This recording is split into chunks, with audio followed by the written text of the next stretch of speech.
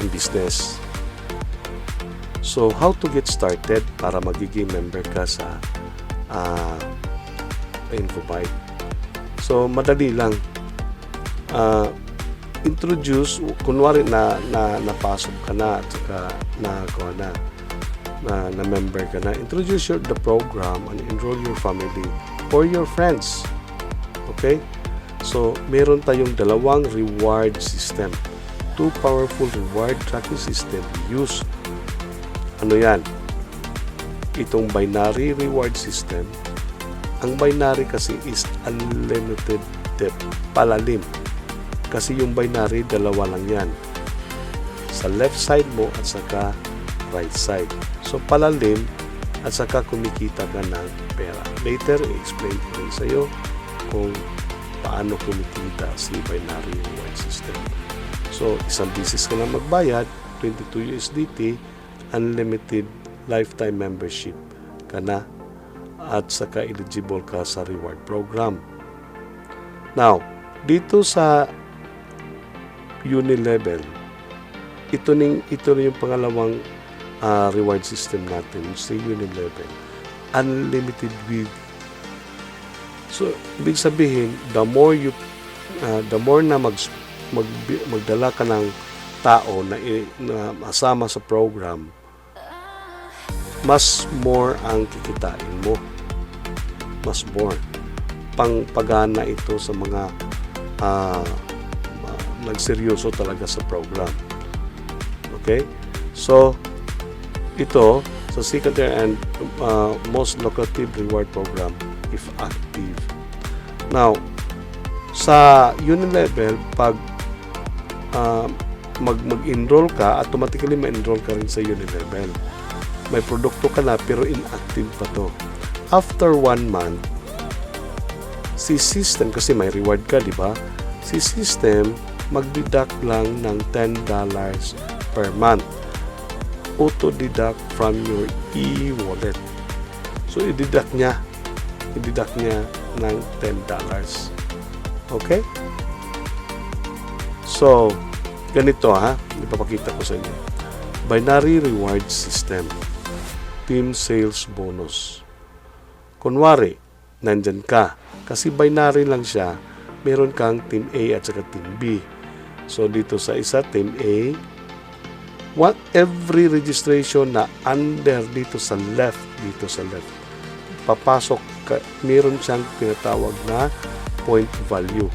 Yung point value niya is 22 point value. Kunwari sa left, meron kang 22 point value. Tapos, meron ding 22 point value sa Team B mo. No? Once makita sa system na merong 22 point value dito, 22 point value, automatically, i-liquidate niya sa system. Liquidate niya. Babayaran yung dito sa binary, babayaran ng $10. That is 590 pesos, diba? Papasok sa e-wallet mo. Example. Okay? Example. Kunwari, nandyan si Adam. Nagdala ka, nilagay mo si Adam dyan. Okay? Ngayon, nakadala ka na rin o hinulugan ka sa taas ng sponsor mo. Sa taas mo, sa upline mo, hinulugan ka dyan. For example lang, mag-pair yan, nag-pair siya, di ba? May $10. Okay, si Adam rin nagdala. Tapos, nagdala rin siya ng dalawa. Wala ka pang $10 dyan. Pero, pag si Beth or ikaw or yung sa upline mo, maglagay dito sa baba, kahit isa lang, may $10. Liquidated yan papunta sa e-wallet nyo. Kahit anong forma dyan,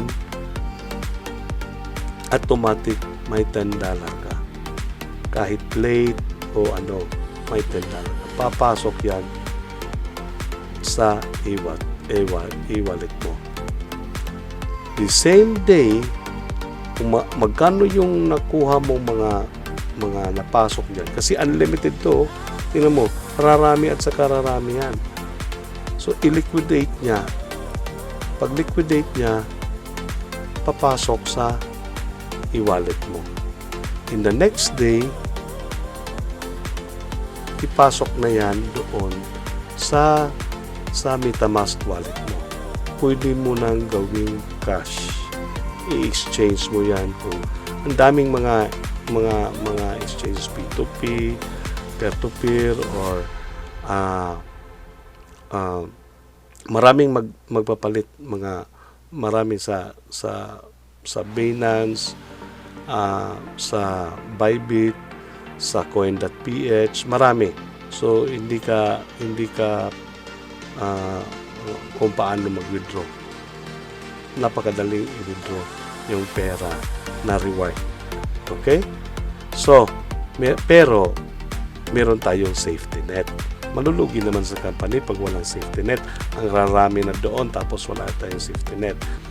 Ang sabi ng company, and also pala, to ensure to have an equal income opportunity to all club members of InfoByte.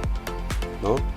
So sabi dito, 10 score per day lang or 10 bangga or 10 pairs lang per day.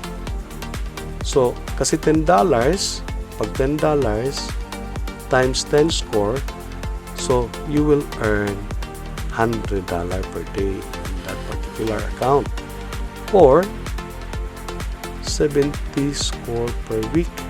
Kasi times 10, di ba? So, $700 per week.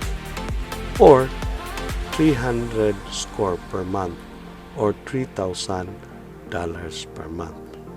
Yan ang potential earning natin sa binary pa lang yan. Sa isang account. Yan ang potential earning. Kasi unlimited depth yan. Whatever, hindi mo na kilala doon sa left and right mo, merong nag-enroll doon, hindi mo na kilala, kikita ka pa rin. Yan ang kagandahan ng binary system sa MLM. Okay? So, yun. Now, meron tayong feasibility study at saka pinaka worst case scenario ito. So, kunwari, you just started now. Nag-upisa ka ngayon. You just enrolled 2 accounts in InfoByte. So, wala ka nang kakilalang iba talaga. Dalawa lang yung naniniwala sa'yo. At saka, unfortunately, yung dalawang nakilala sa'yo, ganun din yung napasa mo. Dalawa lang din yung nakilala niya. Yun. At saka, i-compute natin kung magkano